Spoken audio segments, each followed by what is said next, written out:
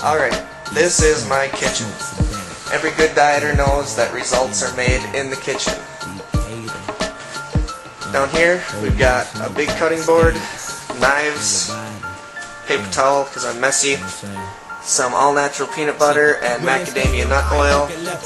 Then I've got my dates for post-workout, coffee maker because I don't get enough sleep, and a George Foreman grill.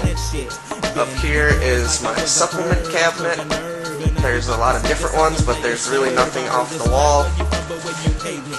In here is an empty fridge. I'm showing you this because I'm about to go grocery shopping, and I'll make sure I tell you everything that I'm buying this week. Then up in the freezer, 2 shoe boxes, and the baggies to the right are all organic spices.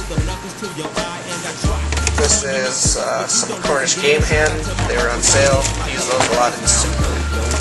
Some 8-month-old Eggos that are probably expired. Blueberries are a staple. Should be a staple in everyone's diet. Some frozen pollock fillets because they're cheap. And then Stoli vodka because it's delicious. Also, my homemade raspberry jelly.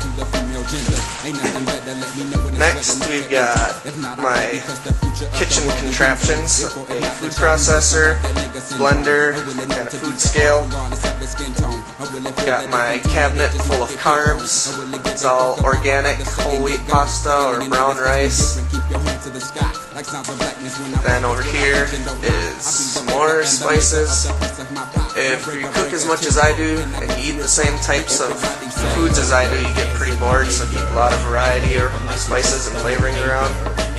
This is my stove. It's nice and clean. I'm showing you this now because next weekend I'll show you how dirty it gets. Then over here is just some more stuff. I got some different teas and some on-the-go Crystal Light to mix with my BCAA powders, and then oatmeal. Down here, got all my cookware. It's all high-quality, hard anodized steel. Stay away from Teflon because that's been shown to flake off and is a carcinogen. Then a crock pot for easy cooking. Back there is a sushi kit that gets used once a year, a homemade pasta press and cutter, noodle cutter, a bamboo steamer, and then this is a meatloaf pan with holes in it so that way all the fat can drip down into this catch pan. That's pretty cool. So that was the kitchen. Next I'll show you the freezer of death and destruction. I'll show you my freezer. Most of the stuff in here is all fresh game, wild game that I've either killed or caught. So I've got some homemade venison breakfast sausage. Got some nice wild caught Minnesota walleye fillets. And then the rest of the venison, you can see some venison bacon, which is a good alternative to turkey and regular bacon. Some venison steaks, some venison burger, just some venison sticks, and I'm originally from Wisconsin, so I need to have brats. That's what we do. We eat brats and drink beer. Alright, so I just got back from grocery shopping, and as promised, this is what I got this week. I got a cantaloupe, or muskmelon. Down there is Bing cherries. Got 2 things of raspberries, blueberries, and strawberries. They're having a 2 for sale, which I couldn't pass up. Some apples, some Mach 3 razors because I need to be man pretty at all times. This is some organic plain yogurt. Normally I try to get Greek, but they didn't have any.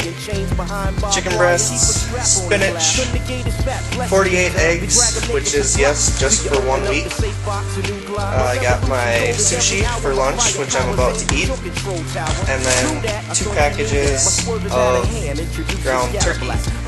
I also got quite a bit of an antioxidant nut and berry blend. It's got pecans and walnuts and pistachios raisins, goji berries, cranberries, all that good stuff. And then a gallon and a half of milk, and then I went to the Home Depot to get some duct tape and zip ties for the bodies. And here it is, all in my fridge, so now I don't look like a poor and starving college student anymore. Of course, none of it's prepared, which is going to be a pain in the ass. I also took out some of that venison bacon, a package of walleyes, and a package of venison steaks for later this week too. Here we are a week later.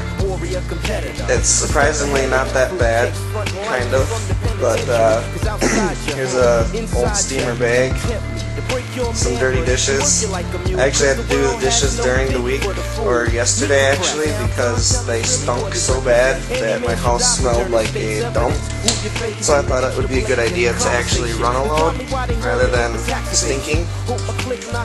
And I didn't really cook as much as I was going to this week. I still got all my meals in, but did it all in one. So stove is not really all that dirty.